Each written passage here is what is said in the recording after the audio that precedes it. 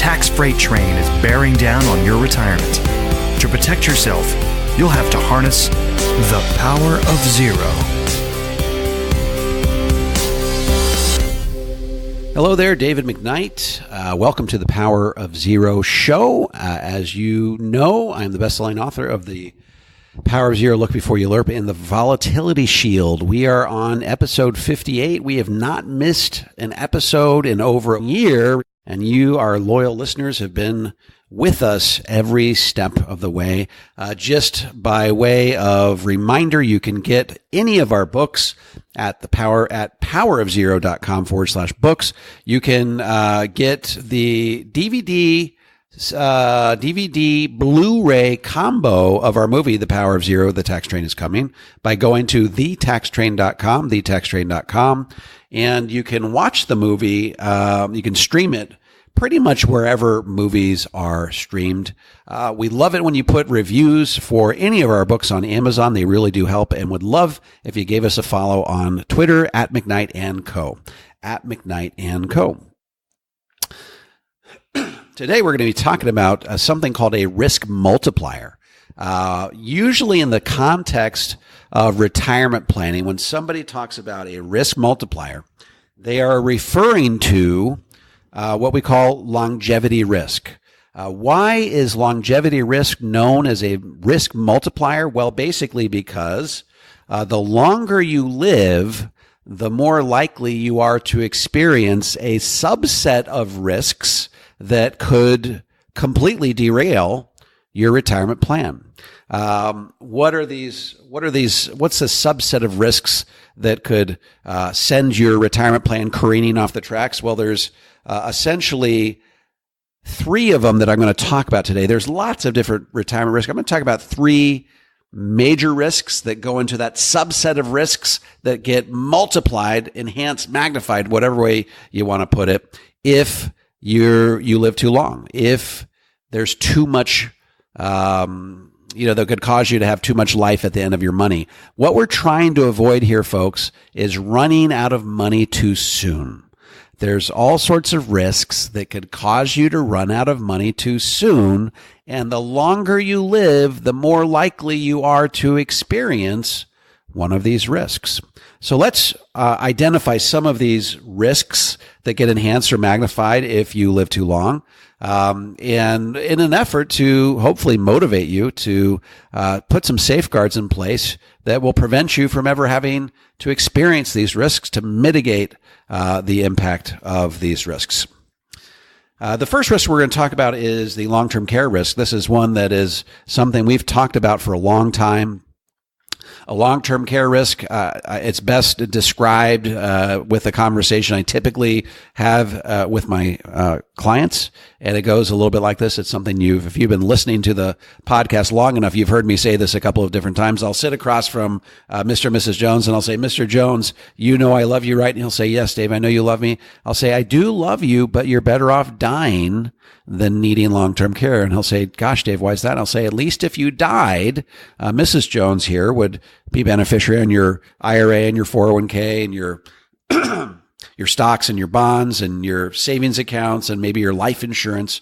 And while we would miss you terribly, life for Mrs. Jones here would go along relatively unchanged. However, if you didn't die, if you almost died and you end up needing long-term care, now all of the money that she was planning on spending in retirement gets earmarked towards the long-term care facility.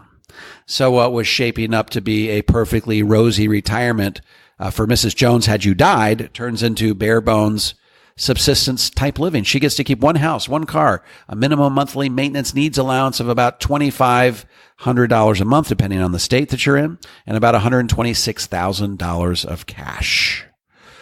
And of course, the converse is true. If Mrs. Jones ends up needing long-term care and Mr. Jones is the community spouse, then Mr. Jones ends up leading this bare bones subsistence type living. So how do we mitigate this risk? What if that long-term care event happens early in your retirement? Then all of a sudden, all of your hopes and aspirations for, happy and prolonged retirement go out the window. So how do we mitigate this risk? Well, we know that historically, long-term care policies have been the way that people mitigate this risk. The issue that people have with traditional long-term care policies is, number one, they get more and more expensive. Long-term care companies have had a really difficult time actuarially figuring out what the right premium is to offset the expense that they're going to have to pay down the road when you need long-term care. And so what they've done is don't have any guarantees as to whether the price will go up or not. And so prices have gone up, and they've gone up to prohibitive levels. And this gives people heartburn. The other part is it's really tough to qualify for long-term care. Like I tell my audiences across the nation, you may live forever. You may live to be 120, according to the life insurance company. But if you have a bad back, a bad knee, a bad hip, you may not even get accepted. You may not even qualify. And then the third thing that really gives people heartburn with relation to traditional long-term care policies is this idea that you could pay for something for 30 years, die peacefully in your sleep, never having used it, and not get anything back at the end. That really irks people. This idea that you're paying for something that you hope you never have to use. It's a use it or lose it proposition. So what insurance companies did a while back, and I think this is probably 10 to 15 years ago, they said, hey, what if we could give people their death benefit in advance of their death for the purpose of paying for long-term care? We're not going to charge them anything along the way for this benefit. If they should need the long-term care benefit on the back end, when we give them the payment, we'll discount it slightly based on the fact that they died earlier than we anticipated that they would. We are giving them their death benefit earlier than we anticipated giving it to them from an actuarial standpoint. So they may discount it slightly on the back end, but the point is this: you now are in a scenario where you're simply spending down your death benefit, and should you die peaceful in your sleep, never having needed long-term care, you now have this tax-free death benefit that goes to the next generation in a completely tax-free way at a period in their lives when they can probably really use some tax-free infusion of cash. They'll probably be at the apex of their earning years, paying historically high tax rates, and getting an infusion of tax-free cash at that point will probably be a real shot in the arm for your beneficiaries. So the LIRP is how we traditionally like to deal with the risk of long-term care. And again, the longer you live, the more likely you are to experience a long-term care event. Okay. The second risk that we're going to talk about is what we call withdrawal rate risk. Now, withdrawal rate risk simply says that there is an appropriate amount of money to take out of your stock portfolio in retirement without running the risk that you're going to run out of money before life expectancy. Now, this was an idea that was first really hit upon by a guy named, I think it was back in 1992, by a guy named William Bengen, who basically said, hey, look, historically, we've always been sort of eyeballed this and say, if you take out about 5% per year, we're going to be in good shape. You'll never run out of money. Well, he started to run some Monte Carlo scenarios where he back tested this notion of taking out 5% and ran 100,000 different scenarios based on all sorts of different market conditions over a 70-year period. And what he found was that quite a few of those 5% scenarios actually failed. People actually ran out of money before their average life expectancy. So he started to fiddle with the withdrawal rate.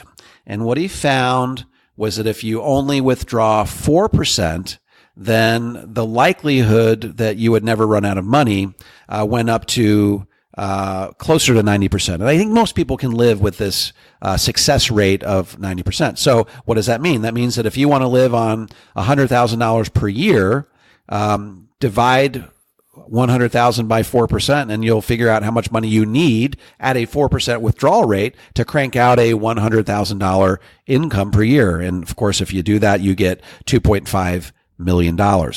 So withdrawal rate risk basically says that if you take out too much money, you, through a series of dips in the stock market, you could run out of money much faster than you ever thought. Now, closely related to withdrawal rate risk, I'd say they're kissing cousins, is this idea of sequence of return risk. Now, sequence of return risk says that in the first 10 years of retirement, if you are withdrawing money from a stock portfolio and you do it in a down market, maybe you experience 2 or 3 years in a row of down returns, and you're taking out a consistent stream of income, you could send your stock portfolio into a death spiral from which it never recovers. For those of you who have read The Volatility Shield, my third book, you know exactly what I'm talking about. We tell the story of Ted Hardy, who spent down his money much too aggressively, ran out of money literally 20 years, earlier than he thought he ever would. And that was simply because his withdrawal rate was too aggressive. He experienced a series of down years in the market, and that corpus of money that was in the market couldn't sustain, after those series of down years and the withdrawals, couldn't sustain those continued withdrawals. Okay. And he ended up running out of money much, much sooner than he ever thought. So, sequence of return risk is something that can really upset your apple cart in retirement if your withdrawal rate risk is too high. The point of the withdrawal rate rule, the rule of the 4% rule, by the way, the Wall Street Journal is telling us that 3% is the new 4% rule, and others are telling us that if you really want to be bulletproof in retirement, then 2% is really your best bet. So it depends on what research you're looking at, but a lot of people are saying, hey, look, the 4% rule is now the 3% rule. So how do you shield yourself from sequence of return risk? Well, you have to figure out what your ideal withdrawal rate, what is an acceptable withdrawal rate? It was probably not higher than 4%. It could be as low as 3%. Well, part of the issue with withdrawal rate risk and sequence of return risk is, in order to fully mitigate them, according to conventional wisdom, you have to have a massive amount of money saved by the time you reach retirement. So, like I said earlier, if you want $100,000 to live in retirement, above and beyond maybe a pension or Social Security, then you need to, based on the 4% rule, you're going to have to save $2.5 million. Okay. Based on the 3% rule, it's a much higher number. So depending on whether you think it's a 4% or 3% rule, will determine how much you really need. So to have a reasonable lifestyle in retirement, all of a sudden, you have to have accumulated this massive amount of money. Okay. And this, I think, does give people heartburn. They're saying, okay, to enjoy a retirement that's insulated and protected from sequence of return risk with withdrawal rate risk, I have to accumulate this huge amount of money, which means that I might have to save more during my accumulation years, maybe even more than I was otherwise planning on saving. I'm going to have to cut back on vacation. I'm going to have to maybe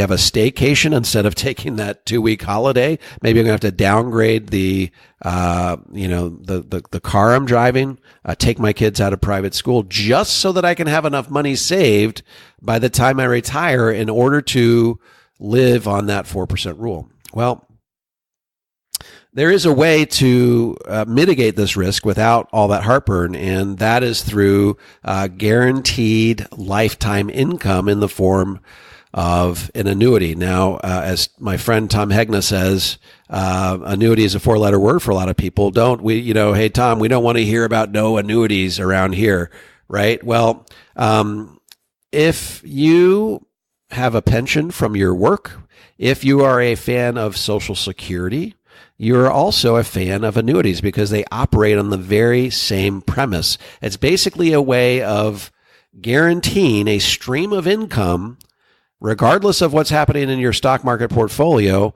all the way until life expectancy. Well, really, it's till the day that you die, which in many cases goes beyond life expectancy. So, when we go back to this idea of the risk multiplier of longevity risk, why is that such a big deal? And why is it so intimately connected to sequence of return risk and withdrawal rate risk? Well, here's the thing. If you're going to live a 40-year retirement as opposed to a 5 or 10-year retirement, then you run a much higher likelihood of enduring sequence of return risk or withdrawal rate risk. So the longer you're planning on living in retirement, the more money you have to have in your retirement balances to be able to safely navigate the road to the end of your life without succumbing to sequence of return risk or withdrawal rate risk. One of the traditional ways of mitigating both of these risks is to simply take a portion of your stock market portfolio, give it to an insurance company that pools your longevity risk with a bunch of other people's longevity risks and gives you a guaranteed stream of income all the way until when you die. Now, here's the great part. When you get that stream of income, it's not going to be the equivalent of, say, 4% of the money that you gave to the insurance company to begin with. It's going to be higher than 4%. It might be 6%. It might be 7%. So now all of a sudden you've gone to from a point where you could only ever take out 4% out of this portfolio in order to sort of truly insulate yourself from sequence of return risk. Now you're able to take out 6%, in some cases 7%, which is much better than 4%. You're not you no longer have withdrawal rate risk because that guaranteed stream of income goes all the way till when you die, and you're also not exposed to sequence of return risk because you're not forced to withdraw money from your stock market portfolio in a down year. Remember, sequence of return risk happens when you take money out of your portfolio during a down year. If you have a guaranteed stream of annuity income, you're not forced to take money out of your portfolio during those down years. You can live off of your Social Security, that guaranteed stream of income in the form of an annuity. Maybe you have a pension. Allow that stock market portfolio to recover, and then you can be in a position where you can draw on that stock market portfolio for an even longer period of time to pay for those extras in retirement. Maybe it's a vacation, maybe it's a new car, maybe it's a sailboat, what have you. Remember, your Social Security and your annuity, your guaranteed stream of income for life, those are designated for the basic lifestyle needs in retirement. Anything left in your stock market portfolio goes to pay for all those other things. That stock market portfolio is going to last longer if you don't have to tap into it during those down years in retirement. So this turns convention on its ear. So basically what we're saying is that the answer to the three basic retirement risks that are magnified by longevity risk are, number one, an LIRP, a life insurance retirement plan, and number two, a guaranteed lifetime income in the form of an annuity. That does defy conventional wisdom, but there's a lot of PhDs in the world, from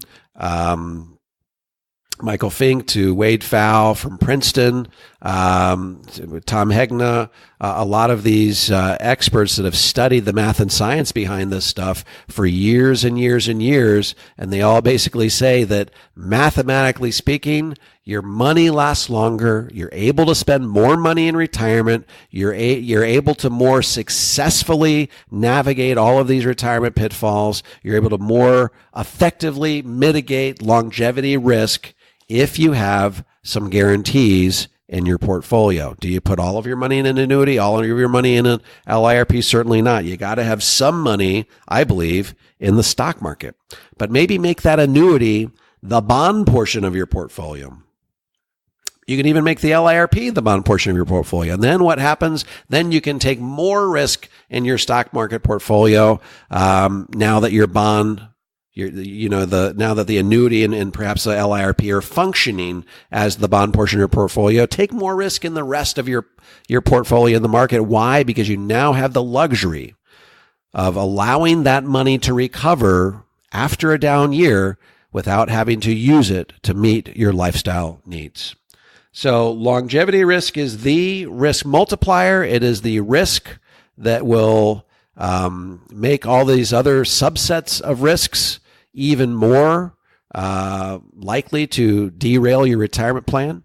So if you want to eliminate stress from your retirement, if you want to have more peace of mind, if you want to safely navigate all these pitfalls, then pooling risk and offloading risk to insurance companies is a way to do it from a mathematical perspective.